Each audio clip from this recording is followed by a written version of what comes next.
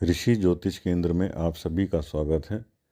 आज हम बात करेंगे धनु लग्न के बारे में कि सितंबर 2024 धनु लग्न के लोगों के लिए कैसा रहेगा। सबसे पहले हम बात करेंगे धनु लग्न के लग्नेश यानी देवगुरु बृहस्पति की।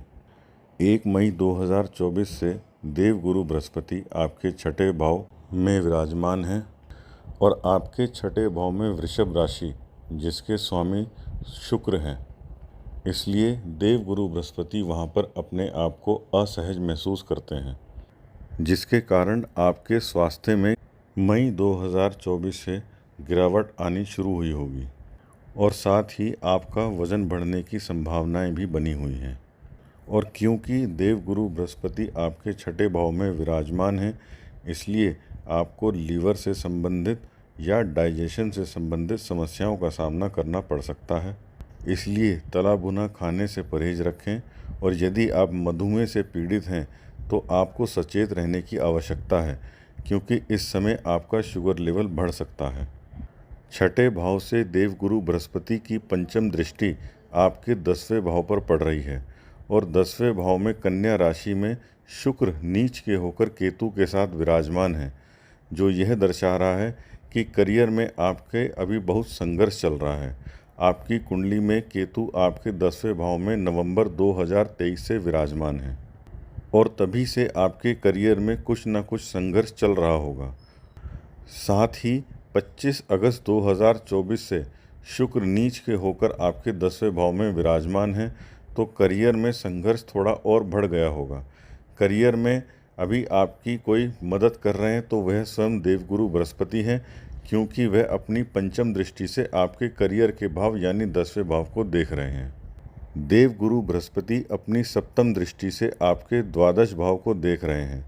जैसे कि आपको मैंने पहले भी बताया है कि आपको लीवर या डाइजेशन से रिलेटेड समस्याओं का सामना करना पड़ सकता है और साथ ही देवगुरु बृहस्पति अपनी सप्तम दृष्टि से आपके द्वादश भाव को देख रहे हैं, जो ये संकेत दे रहा है कि आप हॉस्पिटलाइज भी हो सकते हैं और यदि आपकी उम्र 45 वर्ष से अधिक है तो हॉस्पिटलाइजेशन होने की संभावनाएं अधिक हैं, इसलिए अपने स्वास्थ्य का ध्यान रखें। यदि कोई जातक अब्रॉड जाने का विचार कर रहा है तो उनके लिए यह समय अनुकूल है। वे प्रयास करें, निश्चित तौर पर सफलता उनको प्राप्त होगी और ये समय आपका 2024 मई से बना हुआ है। देवगुरु बृहस्पति की 9वीं दृष्टि आपके द्वितीय भाव पर पड़ रही है, जो यह दर्शा रहा है कि सेविंग के लिए आपका समय अभी अच्छा चल रहा है। और क्योंकि देवगुरु बृहस्पति मई 2024 से आपके छठे भाव में विराजमान हैं, जो यह संभावनाएं बना रहा है कि इस समय आप ऋण भी ले सकते हैं और आप काफ़ी कॉन्फिडेंट होकर ऋण लेंगे कि बाद में आप इसको चुका देंगे, लेकिन भविष्य में इस ऋण को चुकाने में आपको कठिनाइयों का सामना करना पड़ सकता है। इसलिए बहुत सोच समझकर ऋण लें और बहुत ज़्यादा आवश्यकता हो तो ही ऋण लें, अन्यथा की अवस्था में आपको कठिनाइयों का सामना करना पड़ सकता है। गोचर में राहु आपके चतुर्थ भाव में विराजमान हैं और मीन राशि में हैं, जिसके स्वामी खुद देवगुरु बृहस्पति हैं, जो यह दर्शा रहा है कि इस साल आप लग्जरी सामान की तरफ ज़्यादा आकर्षित रहेंगे, जैसे नया घर, नई गाड़ी, महंगा फ़ोन या अन्य लग्जरी सामान। और क्योंकि देवगुरु बृहस्पति खुद छठे भाव में विराजमान हैं, तो आप इन चीज़ों को खरीदने के लिए ऋण लेते हुए नहीं सोचेंगे और इन चीज़ों को ऋण लेकर खरीद लेंगे। तो इसलिए निर्णय बहुत सोच समझ कर लें। यदि आप नौकरी कर रहे हैं तो आपके ऑफिस में तनाव की स्थिति बनी हुई है और क्योंकि अभी शुक्र दिनांक 18/9/2024 तक नीच के होकर आपके 10वें भाव में केतु के साथ विराजमान हैं, इसलिए सोच समझकर निर्णय लें।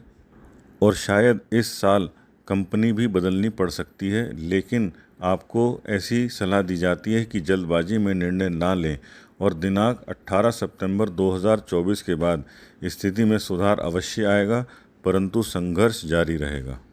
यदि आप बिजनेस में हैं तो वहाँ पर भी स्थिति बहुत अच्छी नहीं है, क्योंकि मंगल बुध की राशि में विराजमान है, जो यह संकेत दे रहा है कि इन दिनों धनु लग्न के लोगों को थोड़ा गुस्सा ज़्यादा आ रहा है। और यदि आप बिजनेस पार्टनरशिप में कर रहे हैं तो आपके अपने बिजनेस पार्टनर के साथ अनबन हो सकती है और व्यापार में भी आपको ट्रस्ट इश्यूज रहेंगे और स्ट्रेस भी बढ़ेगा। आपकी कुंडली में शनि देव वक्री होकर आपके तृतीय भाव में अपनी स्वयं की राशि में विराजमान हैं, जो यह दर्शा रहा है कि पिछले कुछ समय से आप थोड़े आलसी हो गए हैं और आपको अपना कार्य करने में ज़्यादा मन नहीं लग रहा है। साथ ही आपकी कुंडली से यह भी दिख रहा है कि आपके छोटे भाई बहनों से या मित्रों के साथ संबंध में एक अनकही सी दूरी बनी हुई है, मतलब अभी कम्युनिकेशन गैप चल रहा है। परंतु आपको अपने मित्रों का और छोटे भाई बहनों का साथ निरंतर मिलता रहेगा। आपकी कुंडली में 9वें भाव के स्वामी सूर्य हैं और गोचर में अभी सूर्य स्वयं की राशि में विराजमान हैं और बुध के साथ हैं, जो धर्म कर्म अधिपति योग बना रहे हैं। इस समय आपको अपने भाग्य का पूरा साथ मिलेगा और आपकी धार्मिक कार्यों में मन लगेगा, क्योंकि सूर्य आपके भाग्येश हैं और स्वयं की राशि में हैं, तो भाग्य आपका साथ देने के लिए पूरी तरह तैयार है।